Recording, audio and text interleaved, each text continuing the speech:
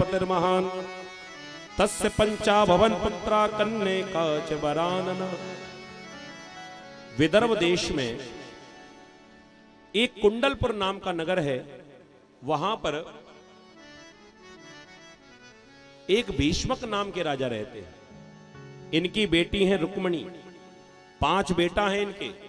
सबसे बड़े का नाम है रुक्मी, उससे छोटे का नाम रुकुमरथ, तीसरे वाले का नाम है रुकुमबाहु, चौथे वाले का नाम है रुकुमकेश और सबसे छोटे वाले का नाम है रुक्ममाली। 5 भैया और 5 भाइयों में एक अकेली बहन रुक्मणी। नारद जी का आना जाना इनके घर में था, तो बचपन से भगवान की कथा सुनाते थे। तो छोटे से बड़े होते होते जब भगवान की कथा सुनी तो इतनी प्रभावित हो गई रुक्मणी मैया कि इन्होंने मन में विचार किया कि विवाह करेंगे तो कृष्ण से ही करेंगे। अब विवाह के योग्य हुई तो पिताजी चाहते हैं कि मेरी बेटी का विवाह हो द्वारिकाधीश के संग, लेकिन भैया चाहता है मेरी बहन का विवाह हो मेरे मित्र के संग। अब आपको तो पता ही है कि बेटे जब बड़े हो जाए तो पिताजी की कितनी चलती है। पिताजी की चलती है क्या? कोई सुनने वाला नहीं है। तो महाराज की भी ना चली। रुक्मी ने तय किया अपने मित्र शिशुपाल के साथ अपनी बहन का विवाह। और ये चंदेरी का राजा है, दमघोष का बेटा चंदेरी का राजा। जब विवाह तय हो गया, तारीख तय हो गई, विवाह की तैयारी होने लगी, रुक्मिणी को जब पता चला कि जबरदस्ती मेरा विवाह कहीं और हो रहा है, इन्होंने दुखी होकर एक पत्र लिखा भगवान कृष्ण के लिए। ब्राह्मण देवता को बुलाया और उनसे निवेदन किया, महाराज बड़ा एहसान रहेगा, मैं हमेशा आपके चरणों में रहूंगी, मेरा एक काम कर दीजिए, ये मेरा पत्र द्वारिकाधीश को देकर आइए। ब्राह्मण देवता ने कृपा कर दी और वो द्वारिका पहुंचे और द्वारिका जाकर भगवान के सामने जब वो पत्र सुनाया, क्या लिखा है उसमें?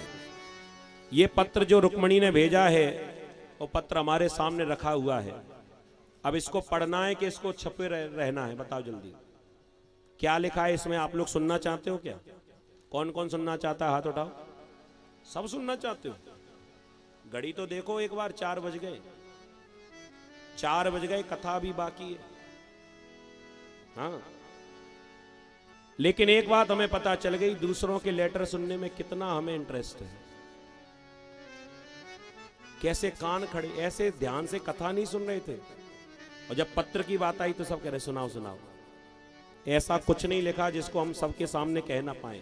अरे लक्ष्मी का पत्र नारायण के लिए लिखा होगा, क्या उसमें बुरा लिखा होगा? तो 7 श्लोक लिखे इसमें। क्या लिखा है उसमें?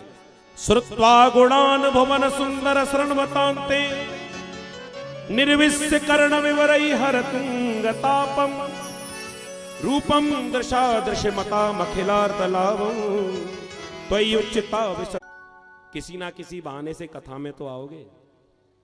ये भी एक साधन है कल्याण करने का। तो आपकी कथाओं को सुन सुनकर मैंने आपसे प्रेम कर लिया महाराज, और मैं आपसे ही विवाह करना चाहती हूं। लेकिन मेरे भैया जबरदस्ती विवाह कहीं और कराना चाहते हैं और मैं उनके साथ विवाह नहीं करना चाहती। तो महाराज मैं आपसे निवेदन करती हूं, गिरजा पूजन करने के लिए जब जाऊंगी ना, तो वही एक अच्छा मौका मिलेगा, आप वहां आना और मुझे वहां से चुरा कर ले जाना। देवी रुक्मिणी ने यह कहा है कि मुझे चुरा कर ले जाना, ये नहीं कहा पत्र में कि तुम सेना लेकर आना, युद्ध करना, सबको हरा देना, हमें जीत कर ले जाना। क्यों? क्योंकि रुक्मिणी चाहती है कि मैं अपने विवाह के समय कोई मारकाट नहीं चाहती। चोरी के लिए इसलिए कहा क्योंकि वो जानती, कथा सुन चुकी है ना, चोरी करने में तो आपका कोई हाथ पकड़ नहीं सकता। आप तो चोरों के सरदार हो, कभी पकड़े नहीं गए, इसलिए महाराज आप अकेले आना और मुझे यहां से चुपचाप चुरा कर ले जाना। लड़ाई झगड़ा भी नहीं होगा, मेरा भी घर बस जाएगा और मेरे भैया का भी घर बचा रह जाएगा। भगवान ने माथा ठोका, जानना पहचान। धमकी दे रही है कि आ जाओ और मुझे यहां से लेकर चले जाओ, और नीचे धमकी लिख दी, अगर नहीं आए तो क्या करूंगी? मैं तुरंत अपने प्राण दे दूंगी। देवी रुक्मिणी ने धमकी भरा पत्र लिखा। उधर बारात आने वाली है और देवी रुक्मिणी की दिल की धड़कन बढ़ रही है कि अभी तक कृष्ण ना आए, अभी तक द्वारकाधीश नहीं आए, पंडित जी लौट कर नहीं आए, ये बारात तो आ गई दरवाजे पर। और बेचारी बार बार खिड़की से बाहर झांक रही है महल के, दूर तक कोई रथ दिखाई पड़ जाए, लेकिन रथ दिखाई नहीं पड़ा। तो देवी रुक्मिणी के मन की बात, अरे हेरे रही बाट में तो ऊंचे चढ़ के, आजा श्याम सुंदर गरुड़ चढ़ के, हेरे रही बाट में तो ऊंचे चढ़ के, आजा श्याम सुंदर गरुड़ चढ़ के, ओ आजा श्याम सुंदर गरुड़ चढ़ के, ओ आजा श्याम सुंदर गरुड़ चढ़ के। भैया रुकुम जन्म को बेरी, भैया रुकुम जन्म को बेरी, लिख के भेजी जाने लगुन चंदेरी, लिख के भेजी जाने लगुन चंदेरी, आयो शिशुपाल मोर धर के, आजा श्याम सुंदर गरुड़ चढ़ के, हे रही बाल में तो ऊंचे चढ़ के, आजा श्याम सुंदर गरुड़ चढ़ के।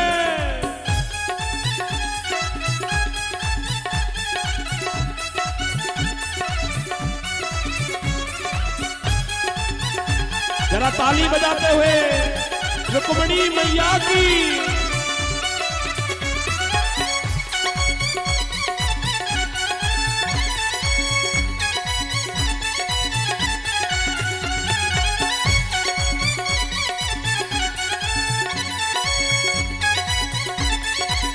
जय हो।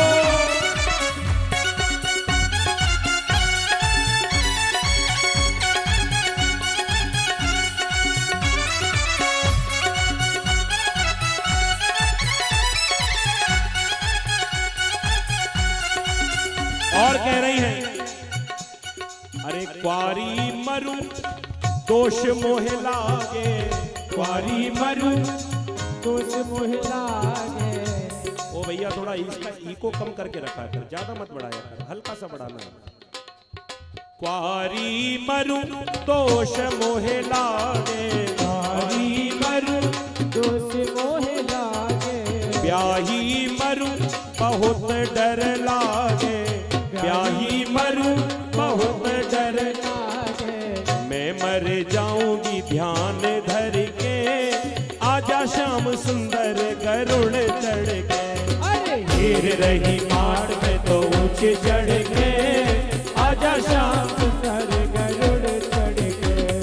गिरजा पूजन को मैं जाऊं, गिरजा पूजन को मैं जाऊं, ऐसो दाव फेर नहीं पाऊं, ऐसो दाव फिर नहीं पाऊं, वही श्याम आए जइयो रथ चढ़ के, आजा श्याम सुंदर गरुड़ चढ़ के, मैं तो हे रही बाट में तो ऊंचे चढ़ के, आजा श्याम सुंदर गरुड़ चढ़ के। और आखिरी में धमकी भी दे दी, जो तुम श्याम देरी कर आओ, जो तुम श्याम तेरे कर आयो, तो फिर मोहे जियत नहीं पाओ, तो फिर मोहे जियत नहीं पाओ, मैं मर जाऊंगी अटाते गिर के, आजा श्याम सुंदर गरुड़ चढ़ के, मैं मर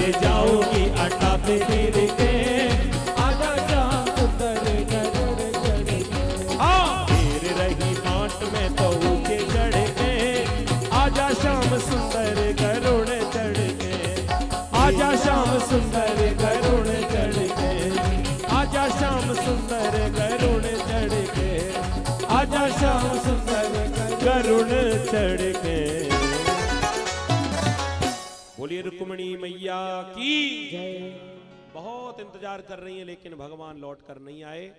और उधर भगवान ने पत्र सुना, प्रसन्न हो गए, रथ तैयार किया, ब्राह्मण देवता को बिठाया। दाऊ जी ने पूछा कहां जा रहे हो? ब्राह्मण देवता ने इशारा कर दिया ब्याह करवे जा रहे हैं। चलेगा वो? आज तो बारात है, इनकी जरूरत है आज तो। हाँ तो आज दाऊ जी को इशारा कर दिया विवाह करवे जा रहे हैं। दाऊ जी ने कहा लाला बारात सजाकर हम भी पीछे आ रहे। भगवान ने वायु वेग से रथ दौड़ाया और सीधे कुंडलपुर में जो देवी का मंदिर था वहां पर जाकर अपना रथ छुपा दिया। भगवान ने ब्राह्मण देवता ने जाकर समाचार दिया कि चिंता मत करो बेटी, जिसके लिए पत्र दिया था उसी को पकड़ कर लाया हूं। अब तो रुक्मिणी मैया बड़ी प्रसन्न हो गई और तैयार होकर देवी का पूजन करने के लिए पहुंची। दुर्भगाया न मेधाता नानुकूलो महेश्वर देवी भाभी मुका गौरी रुद्राणी गिरजा सती।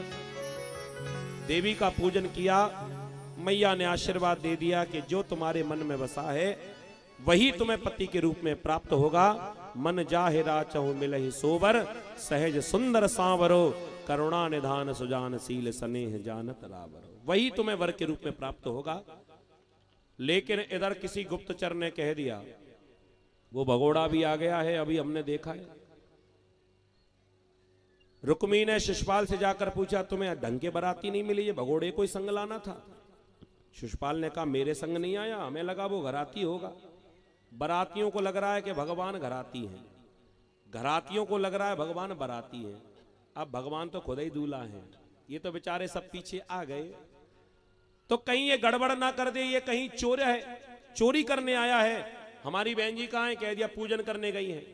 तो एक काम करो, महल से लेकर मंदिर तक पूरी छावनी बना दो। बड़े बड़े कर्नल, जनरल, ब्रिगेडियर, छोटे मोटे सिपाही से काम नहीं चलेगा, Z+ सिक्योरिटी चाहिए। तो महल से लेकर और मंदिर तक बड़े बड़े सुरक्षा कर्मी खड़े हो गए, लेकिन भगवान को फिर भी कोई रोक नहीं पाए। पूजा करके जैसे ही रुक्मिणी बाहर निकली, चारों तरफ बड़े बड़े सैनिक खड़े हैं। भगवान ने इशारा कर दिया अपनी बांसुरी का, चिंता मत करो बंसी वाला यहां खड़ा है। रुक्मिणी समझ तो गई। भगवान ने इशारा किया अगर पहचान ना पाई हो तो बांसुरी बजाकर दिखाऊं, मैं ही कृष्ण हूं। ये मत सोचना कि बांसुरी लेकर कोई भी आ गया होगा। रुक्मिणी ने कहा हमने पहचान लिया, बांसुरी बजाने की जरूरत नहीं है। भगवान ने कहा क्यों?